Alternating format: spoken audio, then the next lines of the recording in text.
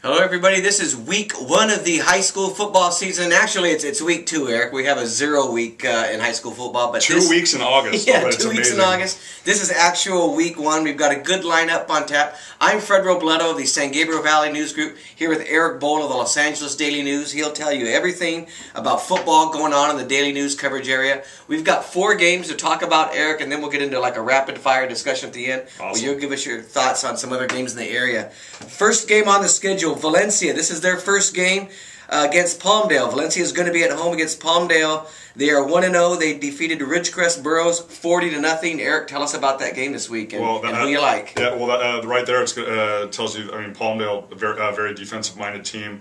Valencia actually beat Palmdale last year 17-0. So I think points are going to be at a premium in this game. What I'm most excited about seeing is the battle between Palmdale running back DeMario Richard, one of the most underrated and quickest juniors in Southern California, going up against Valencia defensive back Tedrick Thompson, a senior, 4-year varsity starter. If both of these guys meet in the open field, it's going to be like the irresistible force and the immovable object. I mean, it could be a foot race to see. So, I mean, I really like that clash, but I think that it's going to be a low-scoring game. Valencia likes to spread it out with quarterback Sean Murphy. Palmdale, Coach Jeff Williams' mentality is in between the tackles, want to run Richard as much as possible. I think it's going to be a low-scoring game, but I think Valencia probably has just a few too many weapons for. I know Palmdale has the advantage for playing a game, but I think Valencia just has a few too many weapons. I like Valencia in a close game. Yeah, talk about that real quick. You know, there's 2 schools of thought. One, Palmdale's already played a game, but the second thing is Valencia has been able to really watch them in a full game.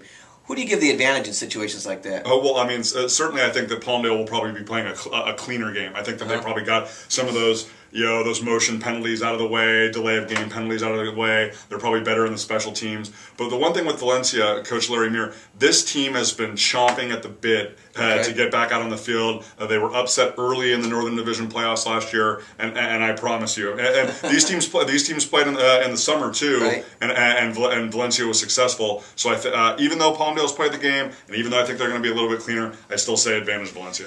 Okay, advantage Valencia. You heard it with Eric. Number 2, second game on the schedule. We've got Sierra Canyon. They're 1-0. They defeated Bishop 36-0 last week. And we got El Camino Real. They defeated North Hollywood. That game's going to be at Granada Hills High School. They defeated them 14-12. Eric, talk about that game. For Sierra Canyon, well, first of all, the people in the San Gabriel Valley need to familiarize themselves with Sierra Canyon. With them being moved up to the Mid-Valley Division. This is the team that's supposedly going to take on Monrovia. This is the team that went undefeated last year. Absolutely. And that people in our area are absolutely overlooking. They think it's going to be easy. Monrovia, three-peat. Not just Sierra Canyon, but Paraclete. Last I remember when Paraclete was in this division, they were beating Rosemead for a CIF title. Absolutely. So I want people not only in the Pasadena Star News area, the San Gabriel Valley area, I want them to familiarize themselves with Sierra Canyon. This might not materialize until November, but I want them to be familiar with. And this is a huge litmus test for Sierra Canyon because El Camino Real has about 10 times the enrollment of Sierra Canyon.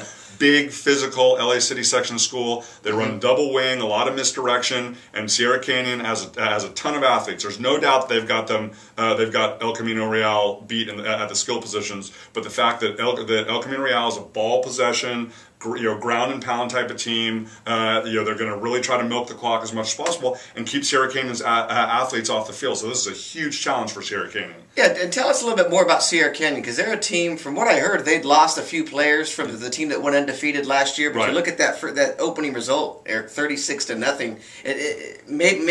Maybe they lost a few, but it sounds like they're reloading right away. And the people at Monrovia and San Dimas and Covina need to keep track of these names. Xavier Menefield, senior running back, committed to Northwestern, and Kieran Yancey, receiver, defensive back, kick returner. Before the guy Kieran Yancey suffered a season-ending knee injury last year. Right. Before that, he was averaging nearly 50 yards per return. Wow. Explosive in the special teams game. Coach John Ellinghaus Sierra Canyon has really been pointing to this game. They've won 16 in a row, which is the longest winning streak in the daily news coverage area. If they win this, then everything should be smooth sailing until the first Alpha League showdown with Paraclete. And who are you taking in this game? Sierra Canyon. Going with Sierra Canyon. Absolutely, okay. Sierra Canyon. Third game, some more games that we're familiar with. We got Alemany, 1-0. They're going to be at home against Mir, who's 0-1. Alemany whipped Pasadena last week, 45-8, Eric. Mir, they're playing an awfully tough schedule. I mean, they opened with Upland. They lost 34-6. A game they were kind of in early. But again, Alemany, they like playing our Pasadena schools. Give me your thoughts on that. Well, game. again, like we joked about last week, they're showcasing all their Pasadena area kids, against the kids they probably grew up playing Pop Warner with. Credit to Muir. I want to give John Hardy and his staff and those kids credit. In the past, it was Oaks Christian, and now it's Alemany. I mean, I've seen them play Loyola. They're taking on Bishop Amat. Exactly. They're going to play Rancho Cucamonga next week. Yeah, I mean, you're not going to find a tougher non-league schedule, not only in their division, but but a lot of teams in a lot of leagues and a lot of divisions in Southern California. So I give them credit. However, Alemany, they put up 100 points in 2 years against Pasadena, and with Devin Dunn at quarterback, Stephen Mitchell, the all-purpose threat, committed to SC. They've got really strong guys, skill positions on both sides of the ball. They can force turnovers. They're explosive in the return game. It just might be too big of a mountain for Muir to climb. You give them a lot of credit, Eric, but they're just not winnable games. Yeah. We have a team, another West Covina taking on Loyola, a team you're familiar with. I think they've got a shot in that game. I think when you want to take on these games, we've got Charter Oak taking Bishop Amat. Chino Hills will be taking on Bishop Amat this week. I think those are winnable games. I think you have to look at the season, and when you schedule these games, they've got to be games you feel like you can win. And right now, Muir, they don't have it rolling right now. They'll be lucky if they win the Pacific League. Right. So I don't know. I think it's great that they're scheduling these games. I mean, Muir of the past, this is what you do. I'm just not sure this year they're ready for something like this. But I want to make a quick point about Alemany. After this, it's real for Alemany after this. In succession, after this, JW North, who they lost to by a point last year, Corona Centennial, Dorsey, Norco, and then, by the way, the Sarah League. Yeah, and they better start playing those games because playing Pasadena Muir isn't a test for what lies ahead for them. Yeah, especially after Bishop Amat beating Servite last week, they better get ready. Okay, another game we're kind of familiar with in this neighborhood, we got Arcadia 0-1. Arcadia kind of, for them, this is kind of an embarrassing loss. They're coming off a loss to Rio Hondo Prep, a school with probably 100 enrollment. Right. I know I've joked Arcadia's probably got 100 people in their math class. Absolutely. So, that was 29-7 last week. And we got St. Francis, their very first game. They're at home. This is a traditional rivalry that's always been a pretty good game. I'm not sure this time if it's as close, looking at what Arcadia's done. And Arcadia's Joey Herman, their projected starting quarterback. He tore his ACL in a scrimmage before Rio Hondo Prep, so he's out the whole season. And that was a huge blow for them, too. It was, and this game is going to be 7:30 Friday night. Give us your thoughts on that, Eric. Well, first of all, I want to go back to a decade ago and say that anything in this rivalry is possible because I was in attendance at St. Francis when Arcadia beat St. Francis 2-0. I remember that game. On an errant punt snap out of the end zone. It wasn't KJ Edson pitching against Christian Bergman, okay? It was a football game, 2-0. So anything is possible in this rivalry. With that being said, Arcadia and Coach Chris Long, I mean, they got to find a way to get it together because, I mean, if you're losing to the intracity rival in Rio Hondo Prep and then you're following it up, with a long-standing rival in St. Francis, I mean, if you're starting off 0-2 there, the optimism is going to be diminishing really quick in Apache country. Yeah, a lot of people are looking at this game. I mean, Arcadia, after losing a game like that, they've got to show something of themselves against St. Francis. If you're St. Francis, you don't want to lose this game now. You're going to lose this game, and people are going to do the math. They're going to say, look, this team just lost to Rio Hondo Prep. Of course. How does St. Francis in their opener at home, fumble in their opener against a team like Arcadia? I think it's important for them. And also on our side of the town, there's this big debate, who's really the #1 team in our area? Is it Monrovia or St. Francis? They're going to play later September 28th, They're going to play Everybody's pointing at that game. Is one of the big and St. Francis can't start off 0-1 if they're not getting ready against for Arcadia. Monrovia. Not against Arcadia. Absolutely. So, I mean, it would almost force us to make Rio Hondo Prep the #1 team in the area if that happens.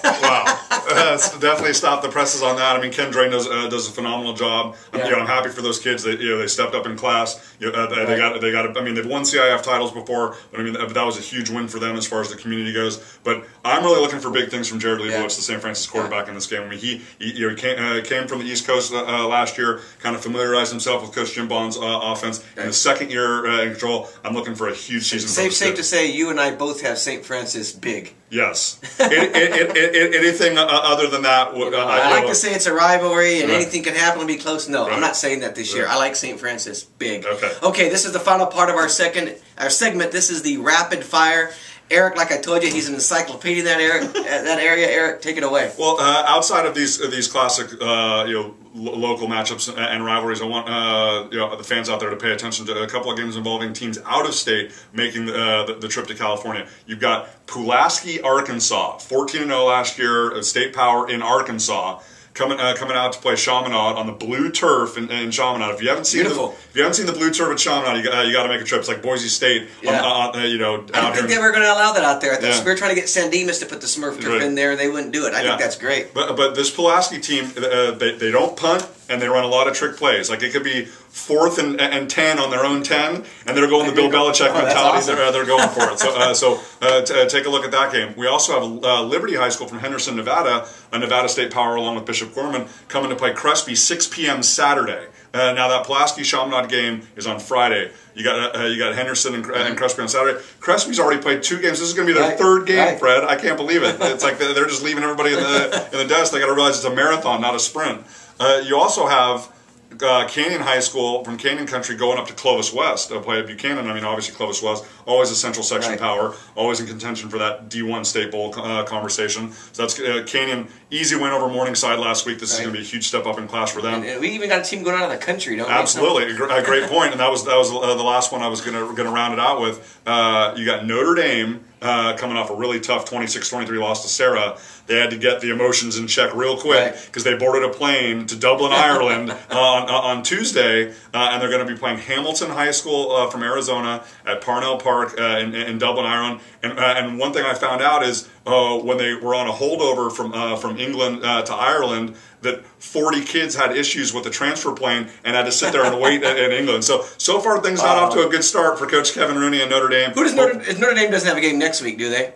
Yeah, I believe they do. They do. Wow. So, try getting some rest and get ready for that one. Absolutely. And then also the Battle for Veterans Series. It started off last week with Oaks Christian, Thousand Oaks, and Westlake going up to Northern California to play schools from the Sac Joaquin section. Those schools are now coming down here. So on Friday night, you got Westlake taking on Del Oro, and Saturday you got Oaks Christian taking on Granite Bay. Great cause, the Battle for the Veterans. You can always, especially coming around Labor Day and stuff like that, and you can always get excited. You can always rally around a good cause like that. Wow, there you go. That wraps up the rapid fire segment with Erik Boal. I'm Fred Robledo with the San Gabriel Valley News Group. I hope you enjoyed it. Enjoy Friday night's games and go to the Los Angeles Daily News blogs on Friday night. And Erik is going to post all the scores there. You can discuss it. You can debate it. You can throw your comments in there. And Erik will tell you how he feels. Again, get ready. It's Friday Night Football coming tomorrow night.